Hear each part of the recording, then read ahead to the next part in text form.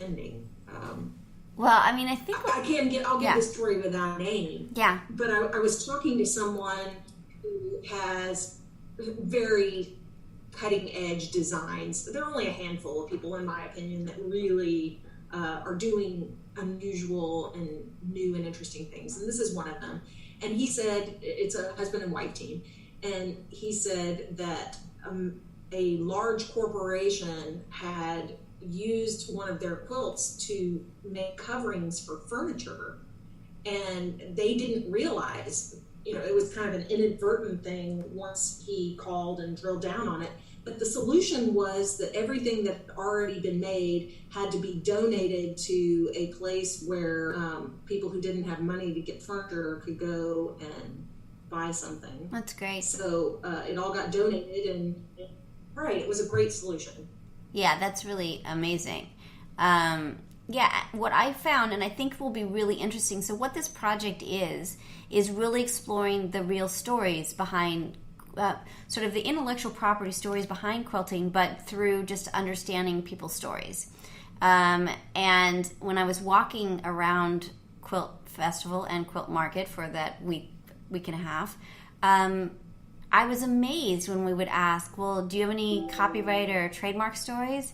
And almost every single person said, yeah, actually I do, right?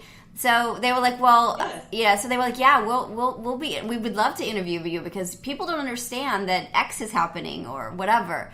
So I found it really fascinating that this is an industry that is they're very kind, and there's a lot going on in the industry. It's very vibrant. But that there are a lot of IP issues here on all fronts, from rulers to polka dots to patterns, obviously. So I think it'll be really fun to sort of see what's really going on the IP side of this massive world, which is, I don't think people understand how big quilting is. It's huge. They right? don't. Yeah. The numbers are amazing, right? And we've got the company, or the guy that does the numbers is willing to come on and chat with us about how they get them and what they do and sort of how. But it's like isn't it like a $5 billion industry a year? It's big, and everybody quilts, so it's kind of remarkable. How do you feel that way? So I've been going around telling people about this project, and I don't think I've ever had a conversation since I started about 6 months ago where someone goes, oh, well, my uncle quilts or my grandmother quilts, or like everybody there's somebody in your family that quilts, and which is, again, remarkable. Well, it's one of the things that draws me to quilting more than anything else is it's truly an American craft. I mean, of course it's international, but I feel like the origins that draw me. And then I love looking at the developments over time, because I think about how someone like my grandmother, who didn't have very much money and would have to cut up her pieces, her scrap pieces, and then sew them back together, and then thinking that there was somebody who came along and thought, well, what if we had a ruler and a rotary cutter that we could do this better? And you see the developments over time, and it feels very intimate, more than other areas of technology. And I feel very connected to it as a woman and as an American. Yeah, I agree. I think it's also so interesting that it's got both a historical level. We've been quilting for a long time. It's got like different religious and ethnic and racial issues involved with it. But then I also think the commercial thing, I'm so amazed that people keep telling me that the sort of the commercialization and the commodification and the corporate elements of quilting really don't begin until the bicentennial, at least from what we're seeing. And I'm curious if these are stories or accurate, but that this is in some way fairly new in terms. I mean, it's a fairly old thing. Use scraps, use dresses, make quilts. But the quilt shop and the shows and the intense, I mean, sometimes people say it's kind of not for everyone because it's expensive. That's fairly new, which really is interesting too. So, Yeah, so I don't know what your thoughts about that are, but I think it's really interesting that there are these multiple layers within the what is quilting. I agree. I mean, I have a friend who started crocheting, and I told her, be careful. It's the gateway drug to quilting. And it's so true. So, it's so true. Speaking of the expensive part, yeah, it's so true. Yes. I actually made my very first quilt I made in 1981 while I was living in Japan, and the level of artistry in Japan and that whole thing too. I mean, like there are multicultural aspects. Yeah.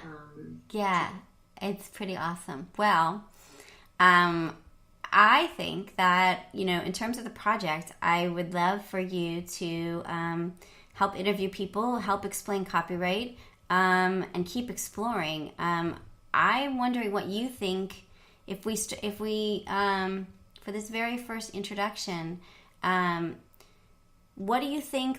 So first of all, we're going to be talking about lots of different things. Ideally, all the basics of copyright, because people should understand it. I feel like you're empowered if you understand sort of ideas or thoughts. So I think maybe we can have conversations. First, I'd love for you to interview people, but I also think we can have conversations about parts of the Copyright Act, so people can understand them better. And having a conversation is more interesting than just, one person talking or reading something about it. So does that sound like a good idea as part of our it sounds like not only does it sound like a great idea, but I could even shoot you over a list of topics that I've been putting together for my own blogging and for preparing for teaching these classes that would be small chunks. That would be great.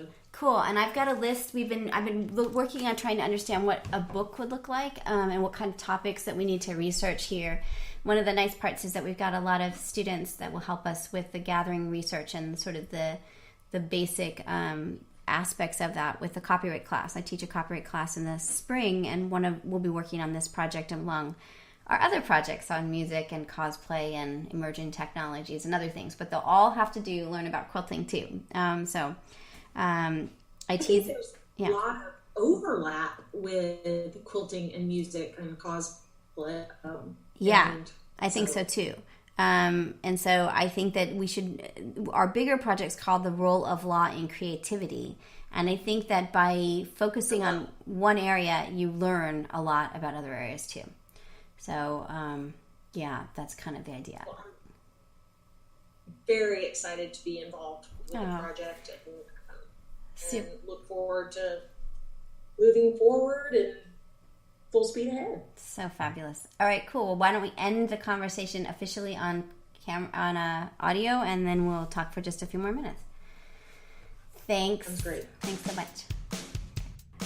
So this is Elizabeth Townsend-Gard. You've been listening to Just Wanna Quilt, a research podcast coming out of Tulane University Law School. We want to hear from you. Join our army, our quilting army. Go to our Facebook page. Suggest people to be interviewed. Suggest yourself to be interviewed. We are excited to hear from you. But most importantly, I hope you get a chance to quilt today.